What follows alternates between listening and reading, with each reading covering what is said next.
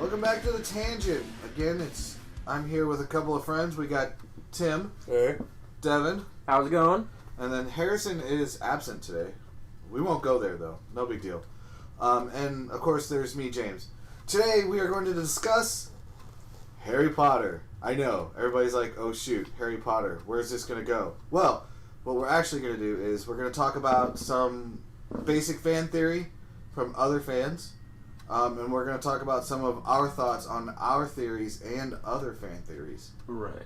So, this is pretty much Devin's wheelhouse over here. He loves Harry Potter and fan theory, and no pressure. I just love the story behind Harry Potter and how it makes a feel-good story I alive. think what's a huge part of Harry Potter is the sheer number of theories that there are about it is pretty insane to me. It kind of puts it on the same level as Star Wars as a franchise because of the fact that there's so much content in the story to where that makes it easy to theorize about certain parts of it and stuff like that, especially in the later parts of the series. I mean, for me, I have gone through the series like an uncountable amount of times. Yeah, I would definitely need honestly both hands and both feet to count how many times I've read Harry Potter is one of those things where I don't know how much you guys know about soft magic versus hard magic systems. Harry Potter is a very soft magic system. The system is undefined. The magic just does things. Yes. There's not a whole lot of rules that they outline in the stories. In most magic use, there's like a limit to how. The only limiter they have is the fact that they have to use a wand, which they technically don't. There are some instances where they talk about wandless magic and things, but the main point is that soft magic systems leave a lot of ambiguity. Which means there's a lot of places to theorize, which is why bringing it up with Star Wars makes sense, because the Force is also a very soft magic system. Yeah. Exactly. A huge part of a theory that most huge Harry Potter fans will talk about is some of the main characters representing the three brothers and death and all that. So I guess this is probably, in my opinion, and I would say in a lot of Harry Potter fans' opinions, one of the biggest theories that is completely unproven. And I don't care if it ever is proven or unproven. I like the theory, and it can stay a theory. That's fine with me. But the theory is that if you know the story of the tale of the three brothers, they all came across death and tried to cheat him, and so the oldest brother wanted the Infinity Wand is what I was about to call it. The Elder Wand. He got the Elder Wand from death, and he wanted to be a big, powerful douchebag, and that wand ended up coming back to bite him in the ass. Second brother kind of did something that he wanted to humiliate death and bring back a loved one. That came back to bite him. The third one was just a humble little dude who wanted to hide from death, and he ended up succeeding for the most part. You can't run from him, but you can hide from him, I guess. Yeah. But the theory for said important characters in the actual Harry Potter story is that Voldemort, Snape, and Harry represent the three brothers, and that Dumbledore represents death.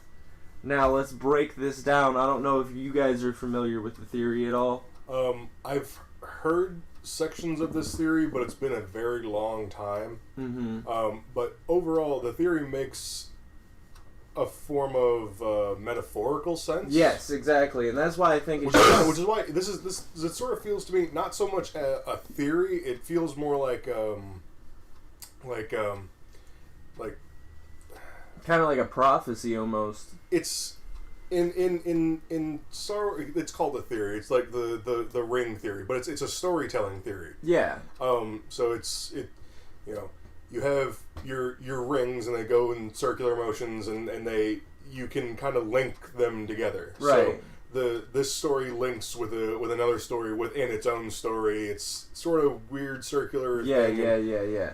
So I'm not really sure that calling it traditionally like a theory, like, oh man, I'm theorizing that Luna Lovegood is actually a pirate that lives on the moon. Or well, something. I mean, in actual sense, there's no possible way that they could be the actual brothers. Right. Which is what, and for me, okay, maybe don't call it a theory, but I feel like that's the way for me. I don't need the answer about whether or not that was intended by J.K. when she was writing it, because just theorizing about it or kind of looking at the writing, whether it was happenstance or purposeful, I just enjoy it. I can understand it because I haven't heard this theory in a while, so you can outline it, but let me go ahead and try and see if I can figure out, with just this basic outline, figure out how it might come down. Voldemort is a powerful douchebag. He wants all the power in the world, so he wants the Elder Wand. So that kind of fits already. Snape is kind of linked in his own head to someone who was close to him that is dead, and he pines, and that's what he obsesses over. He's the second brother in metaphorical reasons because of Lily.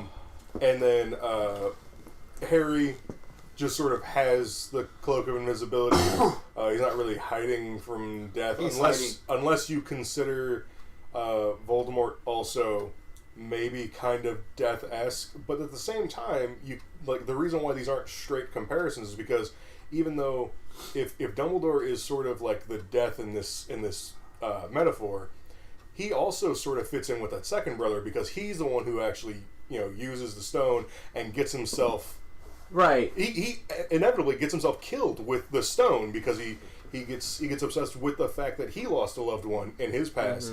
Uses the stone, it ends up poisoning him, and he dies. Well, see, I think the coolest part of the theory is the part where Dumbledore's death, but I feel like there's only really one point that makes sense that he actually is death, and that's the fact that he technically orchestrated the death of all three of the metaphorical brothers. And honestly, you can kind of see how Dumbledore might also be the first brother because he was in possession of the Elder Wand, and the entire reason why he gets shot to death is because he had the Elder Wand and someone else wanted it, which is very similar to the first brother, where he had the Elder Wand, someone else wanted it. And correct, yeah. So I mean, there's also, I would say the first two brothers are the ones that definitely have there's a lot of symbolism for multiple different characters. Yes. As opposed to the third brother is most definitely metaphorically representing Harry. But yeah, you're very correct. It's sort of like feeding a complicated story with a simple story. Mm-hmm. So you have the simple story of the three brothers in death. And then you have the more complicated story where these sorts of characters influence your more complex characters, which are more three-dimensional and more filled out. Yeah, 100%. Where, because honestly, you've never met a person in your life that is just as simplistic and two-dimensional as any one of the three brothers in that story. No, not at all. Not at all, because it's not. It's just a story. Because life isn't tale. that simple. It's like a tale. It's not even like the. It's not the full account of a story. It's just it's like one little fairy tale. It's a fairy tale told to kids. But going further with just Dumbledore, whether or not you want to say he represents death or other characters. Kind of just some of the parts that links him to the importance of death is, like I said, he kind of is directly involved with the death of all three of the other three characters. Now it was Snape's choice in the end to join and do the good guy thing, even though he was a piece of crap, the whole time, and that doesn't change it.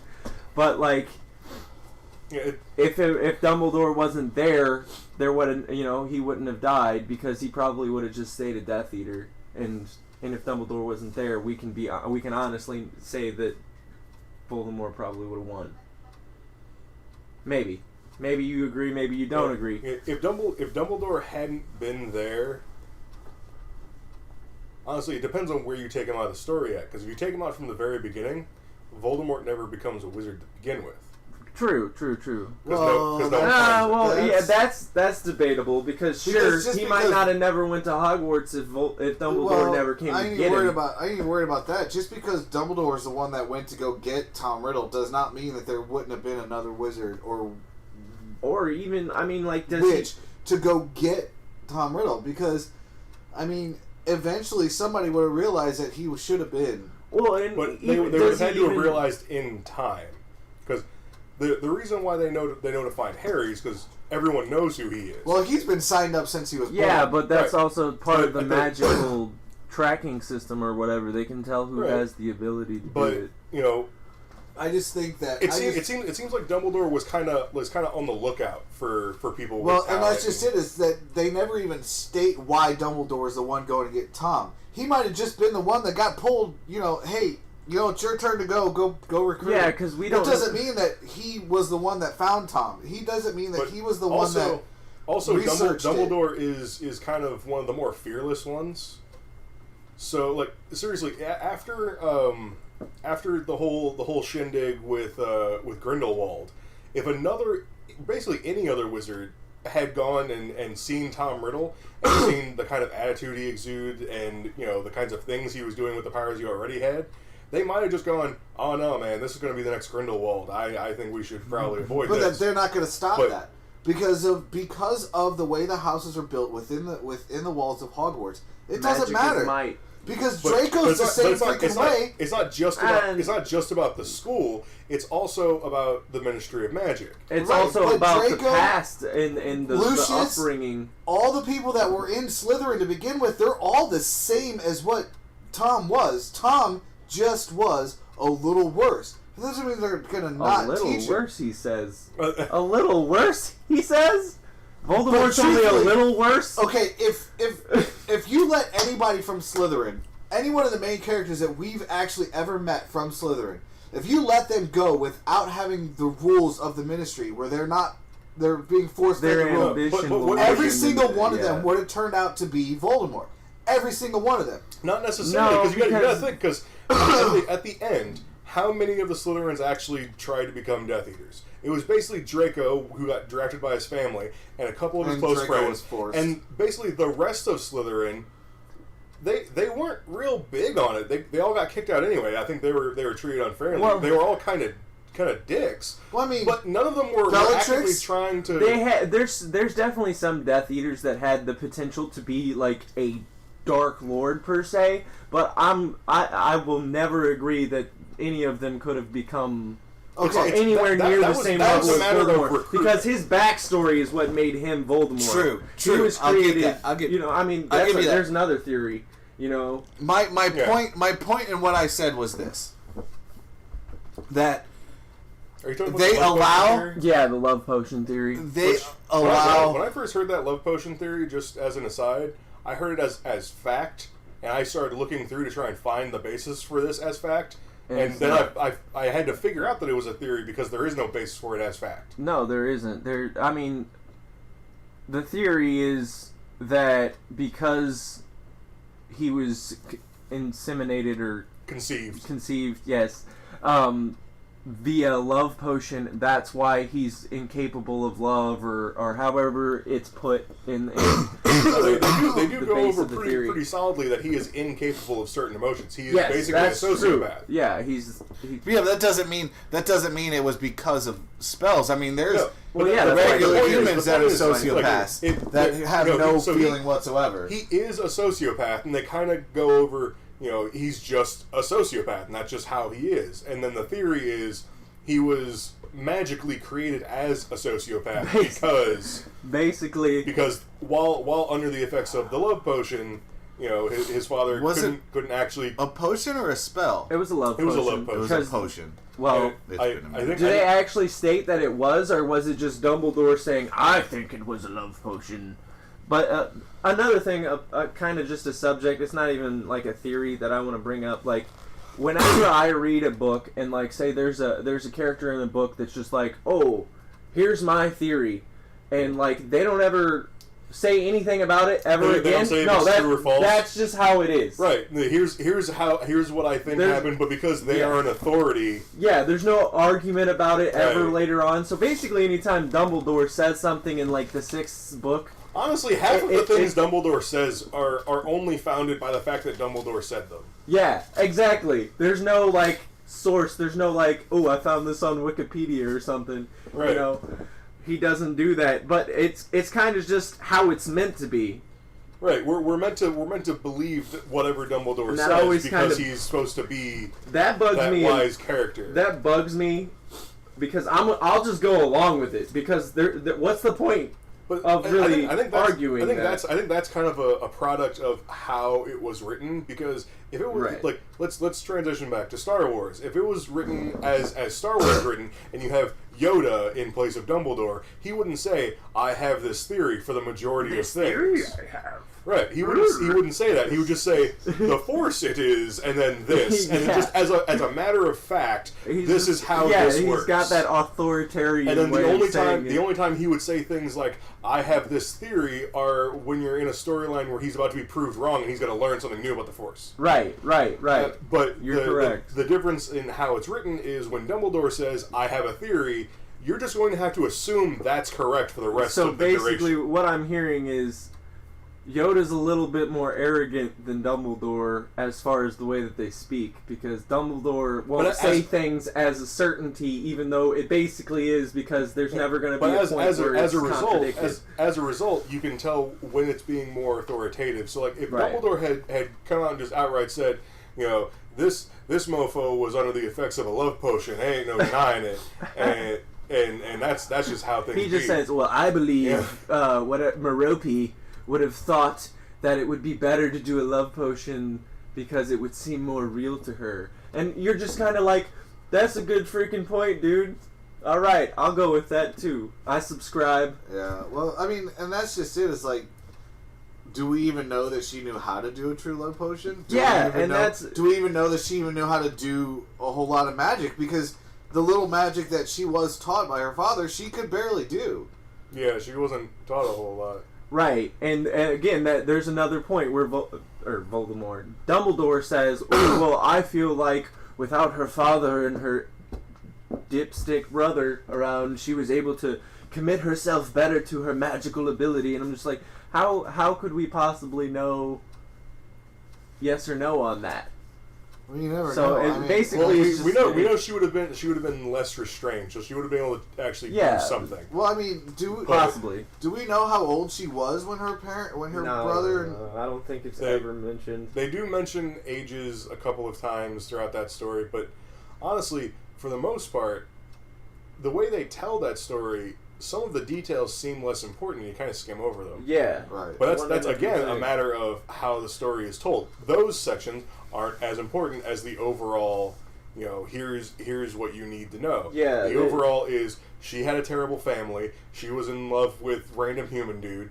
Her family was a bunch of jerks, and they ended up. Honestly, that's kind of just the entire writing style of the series as a whole. Yeah. It's kind of like every little part only matters when you look at it as a whole. But I think that speaks to like J.K. Rowling's personal writing style. Yeah, 100%. And the reason why the entire magic system is a soft magic system is because that's how she prefers to write. Yeah, that's so just kind of not only is her magic system soft, a lot of the details for things are soft. Yeah. So like exact dates aren't necessarily important. No. You know. Yeah, we kind of just get the gist of that Voldemort is Wizard Hitler. Right. And well, he's like a second generation Wizard Hitler because Grindelwald was basically. I think Grindelwald was like the Axis powers World War I. Right. And you know, then you have the second coming of the Axis powers. If you really look at the basis of the stories, yes, I mean, you could very well tell that she modeled those after World War I, World War II. And even like in the movies, like Fantastic Beasts, when he starts showing, you know, the magical premonitions of like World War II, Well, yeah, but everything's right on the heels of World War I. Yeah, everything that's happening in those movies and the whole Grindelwald Dumbledore story happens during that point, like right after before, World War I. Yeah, right before World War II, right after World War I. That lull in between World War I and World War II. Which is, I mean, it basically, instead of Hitler being there in the 40s, Magic Hitler was born during that time instead. Right. I don't know. But honestly, it's kind of a weird thing because I think Grindelwald probably does fit the mold of a slightly nice Hitler. Yeah. A bit more than Voldemort does, because like Hitler was a big statesman and did all that stuff, and he sort of moved into the hate people thing later. Yeah. Grindelwald he's like, I'm going to hate you for benevolence sake. Yes, for the greater good. For the greater good, I will hate your guts, and you will be better off as a result. Right. So I mean, whether or not that's true, at least you can kind of get the.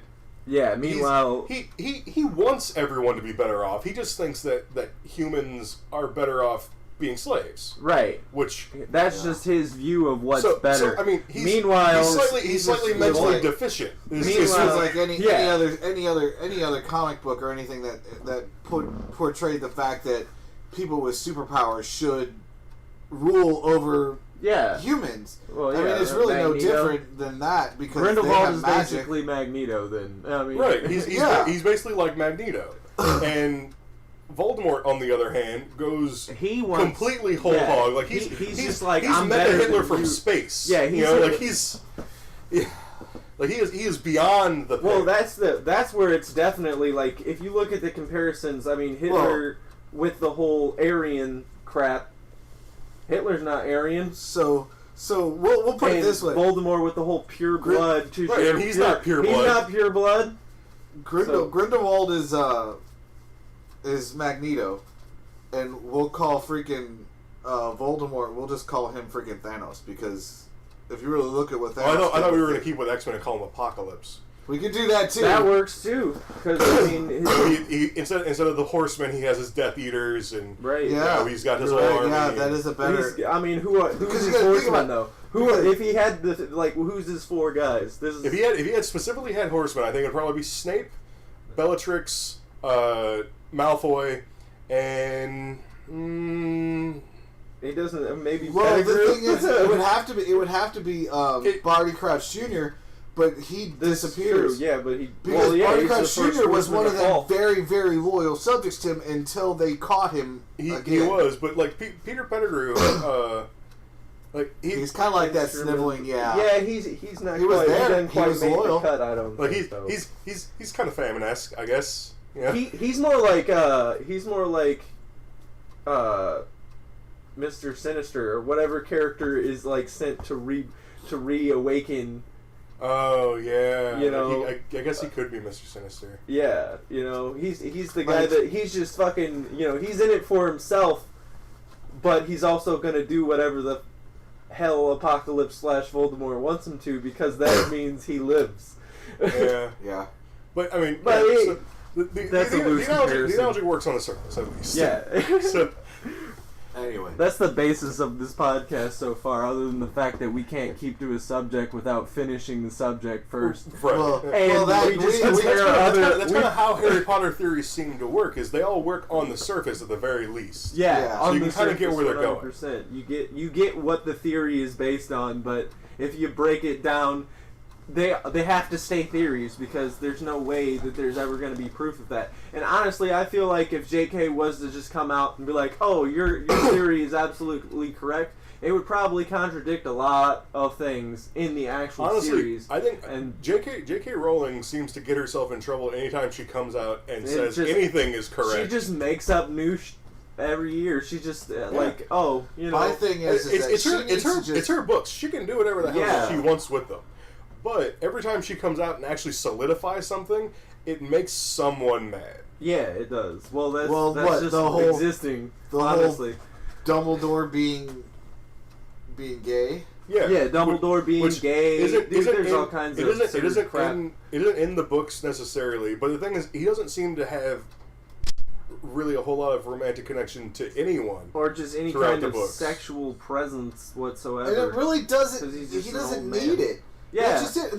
There's no an old wise man. It's not the way he's written and the way he's presented in the world. It's not even really. It doesn't bring a question to your mind as to right. What, for all I care, what's this guy doing in the bedroom? It's like he's just the wise old guy. I do kind of wonder what the Harry Potter world would be like with a Dumbledore Jr. running around in the world.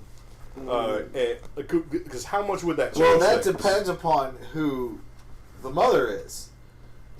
Because and then you gotta start looking at likely candidates, and likely candidates get kind of weird. I wouldn't even say there really are very many likely candidates. There aren't any female candidates I don't think there are any female candidates unless maybe you want to throw like McGonagall in there. McGonagall would probably be that would best make me super uncomfortable. Oh, absolutely. I couldn't even. But the thing is the same thing with McGonagall. If the story had started and presented that way, right? They had been a couple. They had a little Dumbledore Jr. at some point, and they're just hanging out, being teachers and professors and things. And they decided that they weren't enough for each other. They needed to teach so that their teaching took over their lives, but yet the care of a child kept them together. That's different. That's a story in itself. Who cares? That would be a completely different story, but it would be an interesting story. You don't see McGonagall as uncomfortable as it would make me. How badass would that kid be? Oh my god! Holy crap! Because McGonagall is one of my favorite professors in the series. 100%. She's Queen Bad Bee. See, the thing is that she is way stronger as a wizard or a witch or whatever you want to call her than anybody will ever realize. Yeah, 100%. Because you gotta understand, she animated the whole freaking every suit of armor in that whole freaking school. She's just running through the freaking Battle of Hogwarts, throwing desks at people with her wand, just transfiguring them to attack Death Eaters. Right. That's freaking awesome. And they also talk about her being an animagus, and I can't talk right now. Animagus. Animagus, whatever. However you want to say that word. Yeah. But she can turn into a cat. If you're British or American, it's more of that story. We all know the 4 undocumented, okay, or the 3 undocumented because the one was a werewolf. Yeah, one was a werewolf. But we all know the 3. But they even make a comment. There's only like 7. Yeah, there's not very in the whole many Wizarding world that have done it at all. Because the whole process to become an animagus is very complicated and not terribly safe. Yeah, and then just 3 15-year-olds were just like, we got this. Right. We're going to do it in secret. Well, you got to remember who they were. I mean, that goes to show how they were very arrogant anyway. Which honestly, that kind of feeds into the complexity of that section of the story, is because a lot of your good guys throughout Harry Potter aren't really good guys. They're all everyone in the story is kind of a jerk. They don't do it in a good way. Right. Everyone in the story is kind of a jerk until they get older. Yeah. Honestly, okay, you can say what you want about. Honestly, I think that reflects like the personality of like kids pretty well, because I think of myself when I was around that age. I was a jerk too. I was basically a good guy, but I was a jerk. Around the time, around most of the things that we see about the Marauders, or just that generation as a whole, they're like 14, 15. Oh my gosh, that was my peak of just being crappy as a person. When I was running around being 14, 15-year-olds. Yeah, exactly. So you can say what you will about James being an a-hole or whatever. I know there's some people that don't like him because of that. While I can understand Snape being mad at them, basically his entire life, on one hand, on the other hand, he just needed to have grown up. Yeah, because he needs to realize that kids are kids, and kids do dumb things, and they're jerks to people. Yeah. I'm sorry. I like Snape as a character because of his importance to the story as a whole, but it stops there. I do not when I'm reading the books. I don't appreciate it when he's being an ass. As big of a douchebag as James and the crew were, Snape was a bigger douchebag. Yeah, well, the fact that there's literally one point in the very last book you find out, he's a little less of a douche than I thought he was, does not make up for anything. It doesn't make up for the fact that he outright tried to kill people. Right. Here's the thing is, after rereading, one of the times I reread the first book, a lot of the tension between Harry and Snape could have just gone right out the window if Harry would have just walked up to Snape at the end of the book and said, I understand that we will never get along. I do understand that. I understand that you hated my father. I understand that you will always hate me. But if he just walked up to him and said, "Thank you for saving," hold on, "Thank you for saving my life, or doing what you did for me back then. I know that'll not change anything, but all I'm going to say right now is thank you." And then turn around and walk away. It might have softened Snape to a point. May not have changed the way he was, but it may have softened him to a point that, okay, maybe he's not as big of a douchebag as his father is. You're right. It's not Harry's. It is not Harry's responsibility to do so. He is a kid. It's also not realistic considering that he is a kid. There's no reason for him to understand that. And I understand that, but I'm just saying that it would have... I'm kind of glad it never happened, but in my brain, it's like, if it would have happened, it would have changed the whole dynamic of the book. You can say what you want about except Harry maybe being not, because Snape is still a douchebag. It's like, as an adult, Snape should understand that Harry and James are not the same person. And Harry didn't even grow up in this world, but he keeps treating him as though he grew up. Well, he knows everything his father did. Yeah, it's like he gets mad at Harry when he's not like James, and he gets mad at Harry when he is like James. Here's the thing. If Snape hadn't grown up and understood a lot of things about the Muggle world, like some of the other wizards and witches, and they just don't understand the Muggle world, and so when Harry shows up and he goes, "I'm doing this because that's how Muggles do it," and they get confused, and there's like, "Oh, that's kind of weird," I would kind of understand a bit more of how Snape acts, but he does understand a lot of the Muggle world.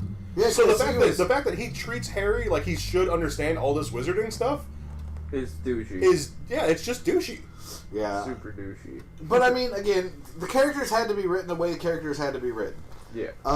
Do I always like Harry? No, I think he's a D-bag. But I find Ron to be my favorite of the trio. He's also a D-bag. He's also a kid, but he's also really entertaining as a character compared to the other three. Honestly, throughout he's way more entertaining in the books than he is in the movies. 100%. I think a lot of what he does in the books throughout the books. Rupert Grint, he just basically spent 8 movies acting like an idiot because that's what they wanted him to do. Pretty much, because make Ron look like the worst character in the series. The original director liked Hermione more than the other characters. Oh yeah. So a lot of Ron's cool moments got sort of taken by Hermione. But regardless of that, with the exception of what they really downplay in the movies, which is Hermione being a douche over Crookshanks, that's really the only douche thing she does throughout the entire series is just deny the fact that her cat's trying to eat a mouse. That is completely not true, but okay. That compared to the other two, it's a matter of opinion. Yeah, okay, fair enough. Like that's the douchiest thing she does.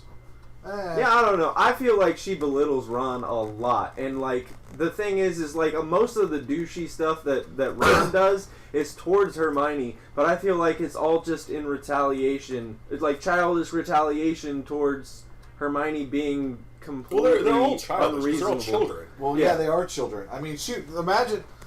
I mean, you think of what it's like to be 11. Yeah. When you were 11, how much did we know when we were 11? My thing is, but in addition to that, Hermione seems to feel like she needs to act that way because she does come from a full Muggle family, Yeah, and, I just don't like... People generally do treat her like she doesn't know anything, so she has to act like she knows everything in order for anyone to not treat her like crap. Yeah, but I think that if she downplayed her arrogance a hair, I think she would have been fine. But I think if she had ducked her head and just not got anyone's attention, she probably wouldn't have been made fun of or picked on anywhere near as much. Well, yeah. But as a kid, she doesn't necessarily understand that. Right. I think the biggest part of her arrogance to me is, like, specifically in the books, because for me, I can kind of tolerate Emma Watson Hermione, but book Hermione annoys me a lot more, and there's specific reasons for that, and this, like, the parts where they're just like, oh no, that's not a possible thing, and we're like, you're a witch! Somebody, when you were 11, somebody told you were a witch, and you accepted that, but then when there's just, like, something to do with magic that you don't understand, you're just gonna sit here and state, not an opinion, not a, oh, maybe. You're just like, oh, no, this is how it is, because I said so. That's not how that works. You're a 13-year-old girl who, like, 2 years ago got told you were a witch. Your whole world changed, okay? How can you still sit here with certainty and say that this is how it is? You don't know what's possible. You have no idea. Honestly, that does actually remind me of one specific line in The Force Awakens. That's not how the Force works. But in his instance, that was actually true. That's kind of not how the Force works. But right. Well, yeah, I don't know. Well, how do we know how the Force works? Well, because we have a bunch of other media to tell us how the Force works. Like other media, do they know how the Force works? I think there's only one person in this real world that actually knows how the Force works. That's the freaking person that created it. Right. No, he doesn't. Well, I don't feel like... And I don't feel he even knows how the Force works. The thing is like, we got creators of all these awesome franchises. Which is the danger of soft magic systems, because no one knows how it works. Yeah. We got these creators of all these awesome franchises that use, like, a soft magic system, and they're just so lazy. They're just like...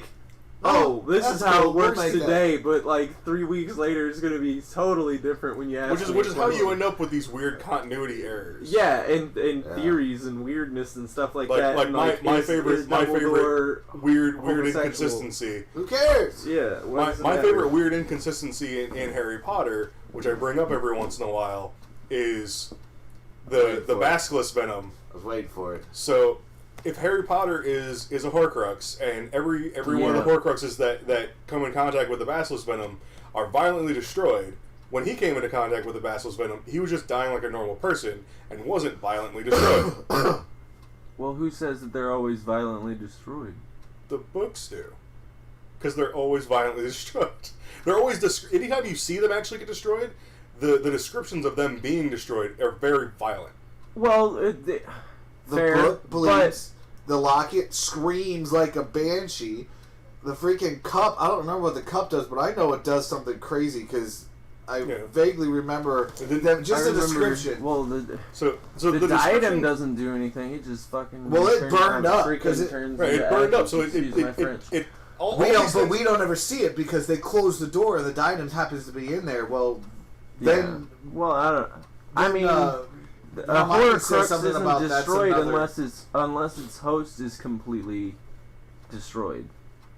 So if it's like if you're stabbing a book with basilisk venom, the only actual living substance of that book is the Horcrux part. If you're stabbing a person that has a Horcrux in it with a basilisk fang, there's a whole different way of how that host is going to be destroyed, because first they have to die from the venom. And that doesn't happen. So if he had died from the venom, would he have then exploded violently? I would say yes. If he doesn't, then that is an inconsistency for sure. But, and I may... in addition to that... I'm a self-proclaimed Harry Potter expert, but really... This is all theory. We can discount that, because when he gets Avada Kedavra, in the 7th book, he dies. Yeah, he doesn't explode. And then doesn't explode violently. Doesn't explode. Come on, JK. Come on, man. Inconsistencies. It's not okay. Your whole series is crap now because Harry didn't explode. The only reason why Voldemort did. The only reason why I bring that up is because that's the one thing that I really did not like about the movies was that whole fight scene at the end with Harry and Voldemort was garbage in the movies. Yeah, that fight scene was terrible. there was a lot. They just decided to kind of just throw the books out the window in that last battle because there's just all kinds of stuff. They wanted spectacle. Yeah, they wanted it to be cinematic. Which is great. They wanted a Dragon Ball Z Kamehameha battle and Dragon Ball Evolution. I mean, come on. Yeah, they wanted. You gotta have your Dragon Ball Evolution as stuff in there. Yep, they wanted Voldemort and Harry to go the last through the. movie was a better Dragon Ball movie than Dragon Ball Evolution. Yeah, there you go. How dare you? That's blasphemous. But the reason why I bring the Basilisk Fang and the Basilisk Venom and Harry Potter and getting bit and all that is I think it represents a good example as to the fact that I don't think J.K. Rowling was going to make Harry a Horcrux. No, I don't think that was going to be a thing until she got later on. Yeah, well, and decided to make it a thing. Another thing, and this is kind of still under the umbrella of like how lazy sometimes the original creators or source or whatever can be, is like an inconsistency that I noticed that I'm pretty sure has been explained by J.K., but I'm not happy with the explanation. So in the end of the 4th book, they take the carriages back to wherever, the book. Yeah. It is a part that happens. They get on the carriages. We know, because we're Harry Potter nerds, that these carriages are pulled by Thestrals who are invisible until you see death. Harry had just seen Cedric die. Why did he not? Why didn't he see the Thestral on the way back to the train? Yeah. That's a huge inconsistency, but J.K. explained it with he wasn't. He hadn't established, processed, or whatever, however you want to put it. I can't think of the word I was originally trying to say there, but like he hadn't processed the death emotionally inside himself, so he couldn't see them yet. Here's the thing: I can understand most people not seeing the Thestrals, but at least a couple people have to see them. So the fact that it's just like Harry and Luna that are seeing these things. Well, Neville can see them too. They don't go into that in the. They don't movies, go too in depth, but yeah. Well, yeah, and like another thing is Harry, even before that part, Harry had seen death, which is like, and he'd seen his parents, like Neville being able to see them. Yeah, but should be the same excuse as Harry should be able to see them. Yeah, but yeah, again, regardless, my opinion of it is that. Like, I don't feel like that is a good enough explanation for why. I feel like you're just covering up the inconsistency by something you're kind of pulling out of your behind. Most writers have that, especially when you're writing novels, so many novels, right? Like she did. And I mean, yeah, if I were to have been a creator of some great franchise and somebody just came at me and said, "Oh, what about this, you piece of crap?" I would probably be like, "Ooh, let me pull something out of my butt right quick, so I don't look like an idiot and lose face in front of my fans." The way that I view some of this is like I'm as someone who's trying to write and get into writing. Yeah. A lot of how your story works is you come up with a beginning, a middle, and an end, and you start writing, and things just sort of progress naturally. So wherever the story takes you, that's where the story takes you. Yeah. So it's not necessarily about laziness or not thinking things ahead. It's just sort of like this is where the story naturally feels like it should go. That's where I have a problem with people like me. So I'm a huge hypocrite here in this section of this episode. Is I hate people that are fans of things because they go into it way too deep. Because I'll sit there and I'll listen to the 4th book. And I remember when I first noticed that inconsistency that we just talked about, I was kind of just like, man, see, I just ruined this for myself now. To where I'm bothered by that fact, and I'm bothered by the explanation that was given when I could have just been like, hey, why don't you just not care and just enjoy the story? Because, like, does it really matter to the whole of the story? No, it doesn't. Honestly, because he sees it in the next book anyways. There are advantages to bringing some of these things up to writers before a series has finished. Yeah. Like, I'm rereading the Stormlight Archives by Brandon Sanderson at the moment, and I did notice a weird inconsistency, which I'm sure other people have noticed as well, which is that series, there's these guys called the Heralds, and they have these specific swords. And there's these guys, the Radiants, and they can also have certain swords. But the old Radiant swords scream when a new Radiant picks them up. And one of the old Heralds comes back and has his sword. But when Dalinar, who's one of the newer Radiants, picks it up, and he's becoming a Radiant, it screams in his head. But when he picks up other Herald swords, they don't. But they haven't explained that. Yeah. So one Herald sword screams in his head, the other one doesn't. He asks why, and it's explained to him that it's because it's a Herald sword. But he had a Herald sword to begin with. Yeah. Yeah, inconsistent. His original. But now... it wasn't his original. It was the madman that came into town that... Oh, that's right. If something like that is brought to the attention of the creator before the series finishes, they have a chance to kind of redeem They have a chance to figure out why these things are... To add that explanation in. But things like that and inconsistencies and like having... But I have a feeling he has something specific planned for that, which is the reason why I'm not so angry about it. And having... Because he's not done yet. I think that's one of the main reasons, and that's why I keep reading about Patrick Rothfuss and his freaking finishing of Kingkiller Chronicles, is because he found a... huge inconsistency. Plot hole or something. One of his beta readers found a plot hole, and in trying to fix that plot hole, it just demolished the last 2/3 of the book. Yeah. Well, also, so he had to rewrite from there. Kind of funny that you guys just brought this up because it's very relevant to Harry Potter, and maybe some people know this already, maybe they don't. But there's actually a reason why the 4th and 5th books are so freaking long compared to the 3 before it. And that's because in the 4th book, she had to rewrite the story because of a huge plot hole that she noticed while she was writing it. And she had to fix it. And that's why the 4th and the 5th books are so long. Because she had to add stuff in to make that plot hole make sense. I mean... That's a thing that happens. Yeah, it happens. Rewriting... Paolini did the same thing. That's why he had to change his 3rd book into 4 books. Yeah, he had to make it 4 books because of... something that, and it wasn't really a plot hole. It was him adding. When Aragorn went and got Sloane. Yeah, he was gonna have Aragorn. Spoiler. He was gonna have Aragorn go ahead and kill Sloane, and it would have just ended that whole thing right away. And then he ended up keeping Sloane alive. Yeah, because he personally didn't feel right about having his main character a lot to the book. Yeah, because it added 6 or 7 chapters. Yeah.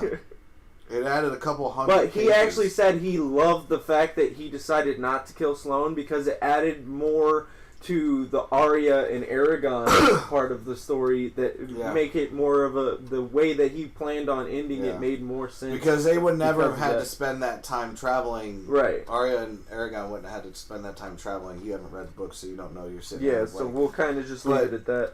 Yeah. But anyway, but plot holes...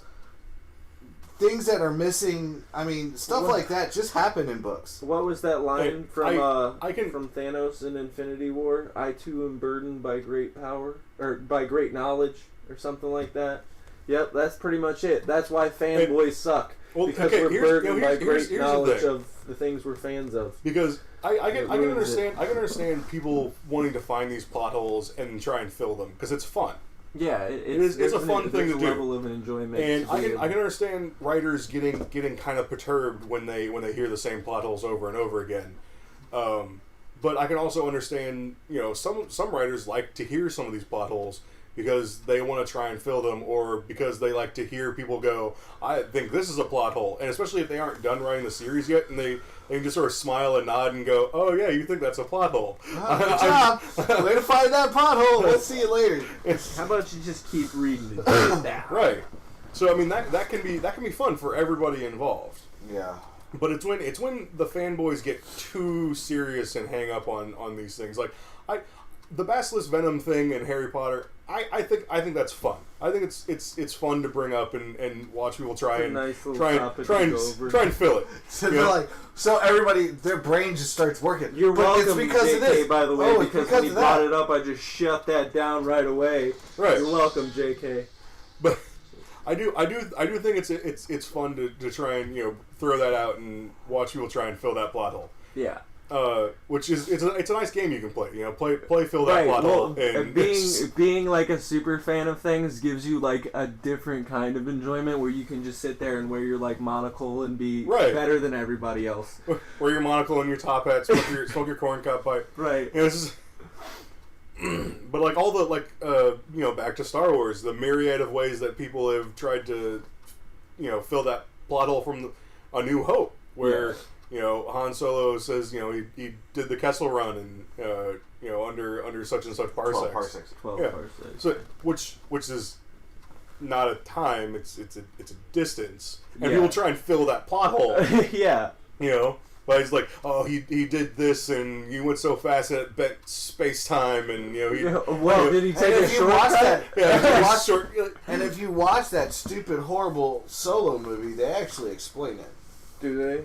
Yeah, but for most of us who didn't care, we didn't watch Solo. Now I did, only because it's Star Wars and I had to. It's one of those things. It looked like a turd before. Honestly, there was a very small and simple explanation from a non-canon source, which was a comic book years and years ago, and the way they explained it was the Millennium Falcon was fast enough to take a specific route that was shorter than 12 parsecs. That a slower ship would be caught in certain gravity barriers and bubbles from certain systems. You ready for the real reason? Because I think I just remembered what it was. Spoiler alert. So, to do the Kessel Run, it was a spice run to get from one planet to another. Mm-hmm. In between those two planets, the true route you have to go around a certain thing in the galaxy that was like hazardous to spaceships, space travel. Yeah. Can't think of what the phenomenon is, but it's one of those weird things. So you had to go around it. Mm-hmm. So their whole thing was trying to skirt around this and do it in the shortest distance possible without being destroyed by this thing. And I'm pretty sure, if I remember it correctly, he basically went through the middle of it. Yeah, I was about to... I've seen like 5 minutes of it. I think that's honestly, the part that I saw. That's not a terribly different explanation than there was in this comic that I'm talking about. It was basically the same thing. It was his ship was fast enough that it could go do things that slower ships couldn't do. Right. I like how we named this episode Harry Potter Theory, and we've talked about Star Wars almost as much but it's we're not Star Wars nerds, I promise. Well, I'll tell you what, you can say what you will, but everything that we have tangented off to has been pretty relevant. It at least relates back to something that we were talking about, which is better than we sometimes do. But if you don't like it, you better get used to it. Okay. Because that is the bane of this podcast. Well, that is definitely we are going to go off topic. And the thing is that we will continue to compare the topic that we're on with other topics that we know, because we're nerds, to show like you that. guys the comparisons and how we see things. Or especially if you don't know something about, like, if you don't know specifically the topic that we're on, but you know something else, we might be able to relate it to something you do know. Right. Yeah. And also, we didn't talk about Cursed Child, so should we continue avoiding that? What's that? What's the Cursed Child? Well, I don't even know what you're talking about. I would possibly recommend that everybody avoid watching it, talking about it, reading it. But at the same time, like, all right, this is what I say anytime, because I've read Cursed Child like 2 or 3 times actually. I'm sorry. And like, this is what I tell anybody when they ask me like, "Ooh, how is it? Did you like it?" Blah blah blah. I'm like, if you just like act like it's not a Harry Potter book, or act like the Harry Potter books don't actually exist, it's alright. It's not like it's a good thing to like throw on and kind of just listen to in the background if you do the audiobook. When someone first gave me the overview of Harry Potter and the Cursed Child, it reminded me of anyone who spends a lot of time on the internet, especially back a few years ago. The fan fiction story My Immortal, which is considered one of the worst fan fiction stories of all time. It was a Harry Potter fan fiction story, and I will just say this: at one point in time, Marty McFly shows up with the DeLorean, and they have to go back in time and fix some stuff. When I was given the overview of Harry Potter and the Cursed Child, I was just like, did someone just try to clean up My Immortal? Is that what this is? Oh my god. Well, see, here's the thing, though, okay? What you have to know, what the most important fact about the Cursed Child is J.K. Rowling did not write it. No. But she did give her blessing. She just said, okay, do what you want, basically.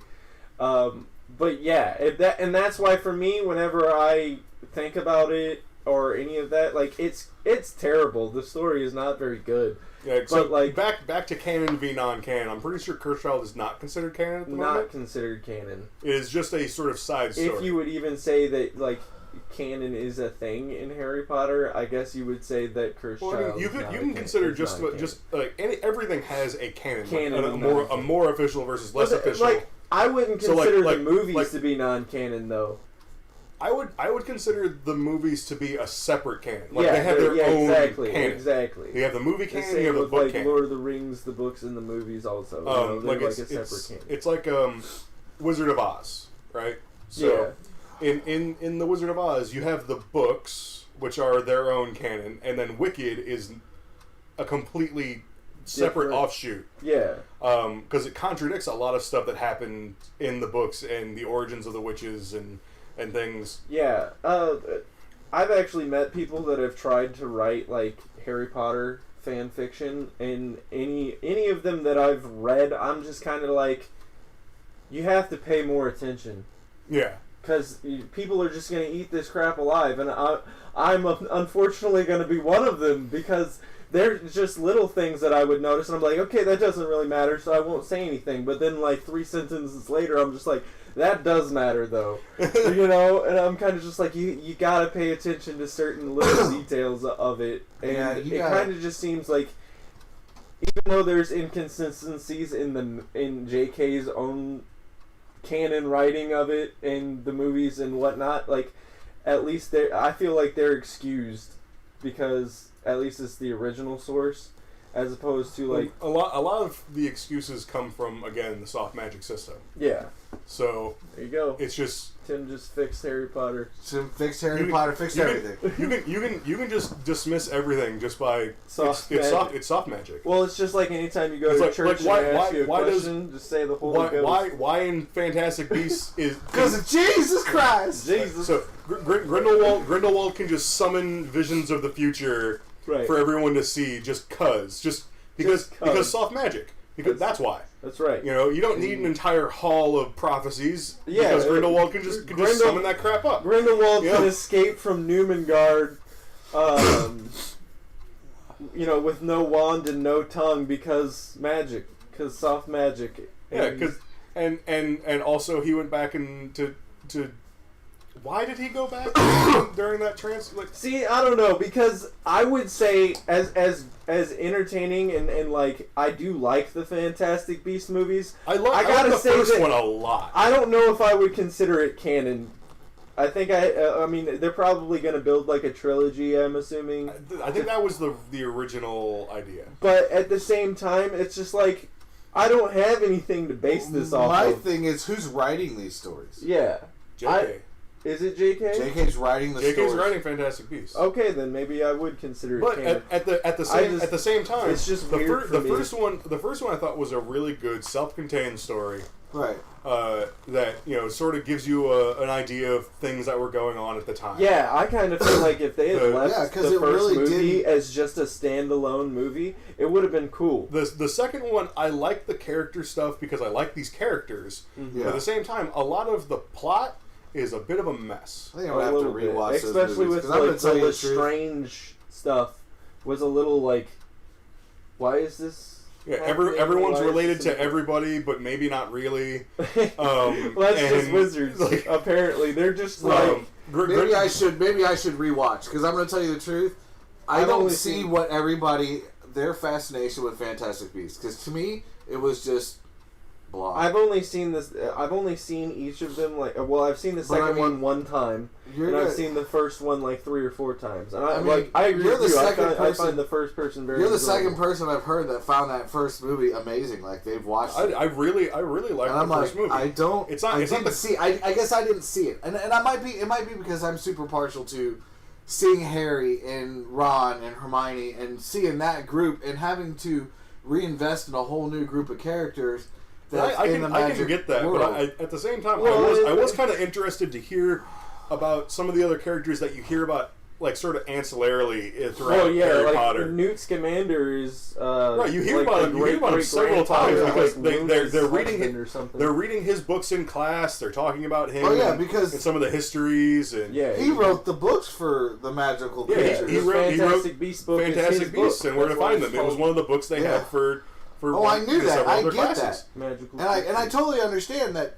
There's a lot of little things in there that probably interest me, but I don't know. It might have just been the time that I actually got to watch it. Maybe I just wasn't fully enveloped in the movie because I think I've only ever seen. But also, it does open up a lot of weird questions because they talk about Newt's brother. Like they call him the war hero, right? He was the hero of World War I. Somehow they don't go into how the wizarding world was involved in World War I. Really, yeah. There's still just a lot of things. It's like World War I happened, and the magical world participated to some degree. It kind of seems like they brought it up just to be like, okay, just so you know, World War I is kind of relevant around this time, but we're not gonna go into any further detail about this at all. There could very well be. I mean, you got to think about it. I mean, it was country on country at that point in time. World War I. I mean, if you want to look at the real historics of what it was, it could very well just be country on country. I mean, just because the Muggle world was going at it with tanks and guns and bombs and stuff, maybe the wizards were going at it in the backgrounds with their wizard stuff. Maybe we should. And we just didn't. Maybe we should do a separate episode talking about the Fantastic Beasts movies, since James probably would. That would probably be an okay thing to do. And honestly, I would really like to see a movie of just their involvement in the war. Like just like a gritty Harry Potter war movie. I would. Oh, you mean something better than Saving Private Scamander. Saving Private Scamander. Just following Newt's brother through World War I and just seeing what the hell he did to become a war hero. I think that if they're gonna continue with the Fantastic Beasts stuff, I think that they should make more than just the trilogy, because I feel like they've thrown stuff in, especially in the second movie, that requires explanation, and I don't think they're going to be able to get it done sufficiently in just one more movie. Because the second one just adds... That's when the story gets messy. Because it adds so much different... Honestly, a lot of that story gets messy. Because it's so weird. Because they do go over the fact that, Dumbledore and Grindelwald knew each other for a very short period of time. Mm-hmm. So why do they care about each other that much? Yeah. They know each other for a couple of months, but they care about each other's opinions and what they're doing. Well, and that's another thing, is in the movies, thinking about, there's no books that these Fantastic Beasts movies are made off of. Well, because there's an encyclopedic... There's a Fantastic Beasts book, but it's supposed to be the actual Fantastic Beasts and Where to Find Them book, it's just which is the encyclopedia of magical beasts. Yeah, their rating and their danger level and all this and where to find them and an explanation of their Try listening to an audio file of that book. That's pretty funny.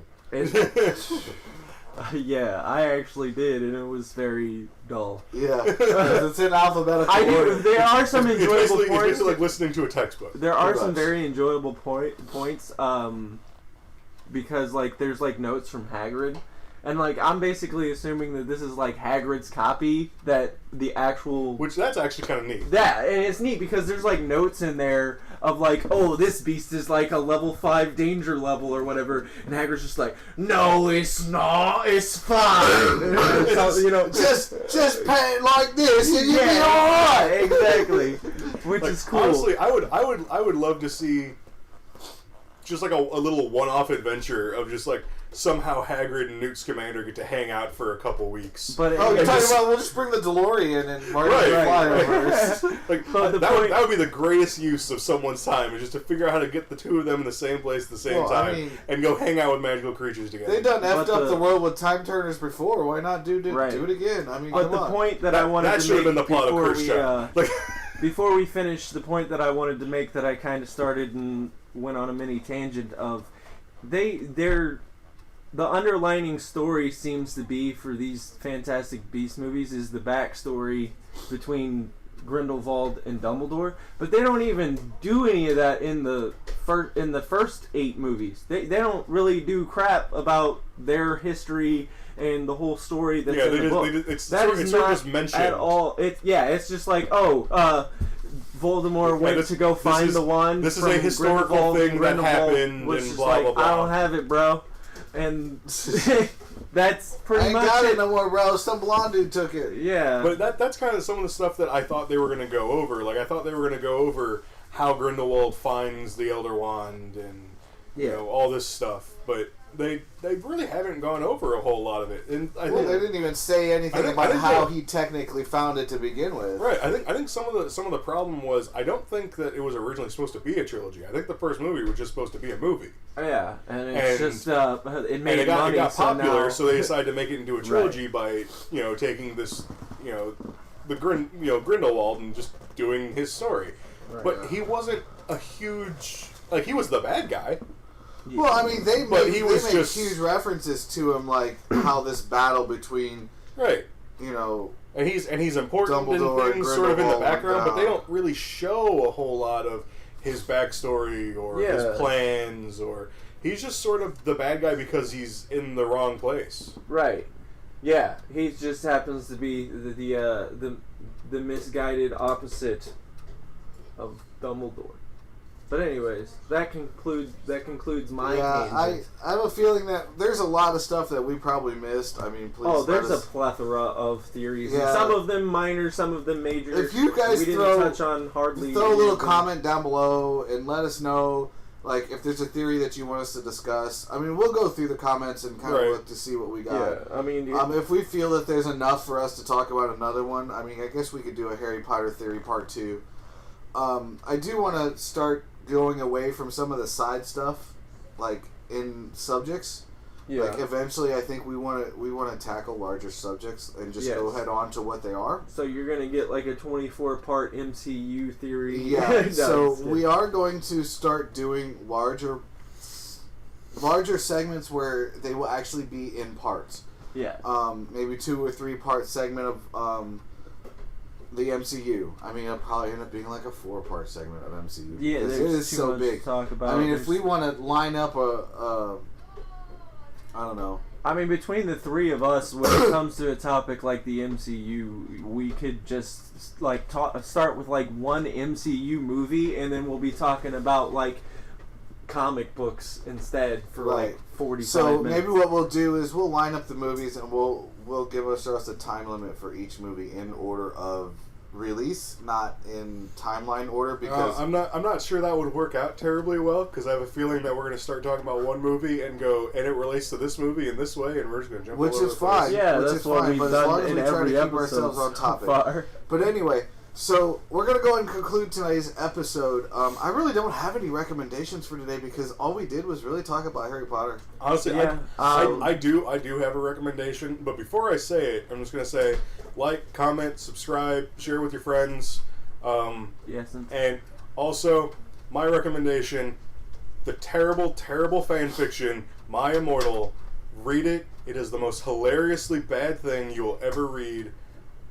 It is great. And we know that we all have some kind of like primordial love for things that are actually so bad that they're good. Yeah. It is so and it is bad enough that I wasn't sure if it was made to be bad on purpose. Yeah. I almost thought it was. There are some things where you kind of just have to wonder that, right?